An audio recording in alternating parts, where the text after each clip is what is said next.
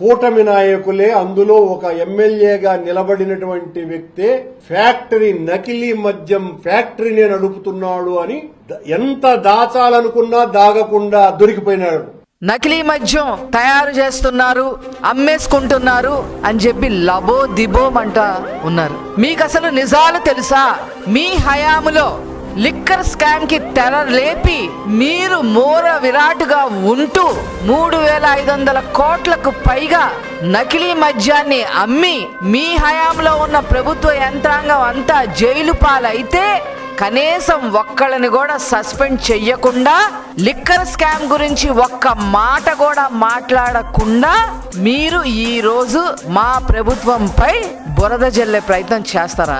నకిలీ మద్యాన్ని పట్టుకున్నది మా ప్రభుత్వం, ఇమీడియట్ గా యాక్షన్ తీసుకోమన్నది ముఖ్యమంత్రి గారు నారా చంద్రబాబు నాయుడు గారు. వాళ్ళు ఎలక్షన్ ముందు వైసీపీ నుంచి మా పార్టీలోకి రావడం జరిగింది. వాళ్ళు కోవట్లుగా వచ్చారని కూడా మాకు ఇప్పుడు అర్థమవుతా ఉంది. వాళ్ళని ఇమీడియట్ గా సస్పెండ్ చేసింది నారా చంద్రబాబు నాయుడు గారు. ఇదేదో మీరు పట్టుకొని ఏదో దాన్ని ఏదో తేల్చేసి ఏదో మాకేదో హెల్ప్ చేసినట్టుగా మీరేదో మాట్లాడటం ఏంటి?